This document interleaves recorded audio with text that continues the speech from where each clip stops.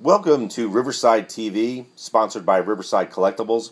I'm your host, Doug Wrench, and today we're looking at the 1/18th scale model of Tom Sneva's 1984 March 84C, sponsored by Texaco. If this car looks familiar, it's because it was produced in Penske colors, Penske Hertz yellow, several years ago by Carousel One.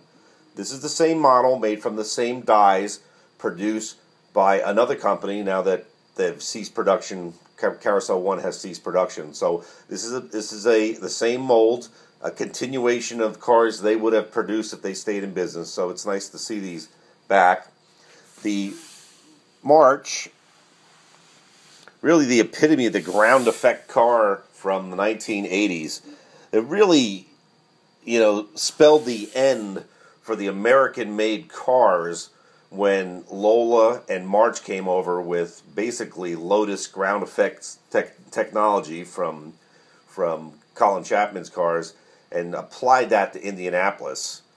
It's surprisingly enough, it first happened at Indy with the Chaparrals of Jim Hall, but then the English got into it and produced the Lolas and the Marches, and this is one of the Marches, the 84C, a very successful car, the blunt nose March, and it's very nicely replicated.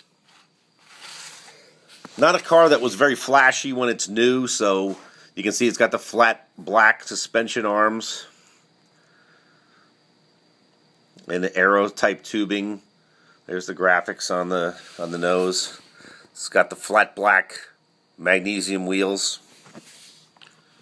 As we move up further, you can see in the cockpit, this is when drivers became less and less visible around that time.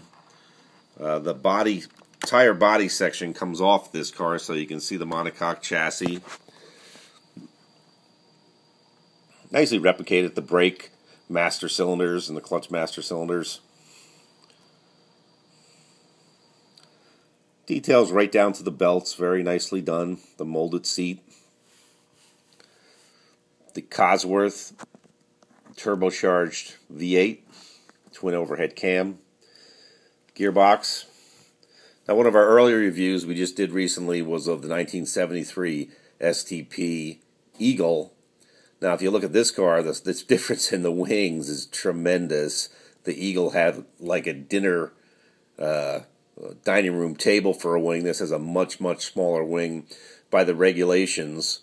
And plus, you didn't need a real big wing, because if you look at the bottom of this car, you can see the ground effects tunnels in it that acted as a venturi to suck the car to the ground.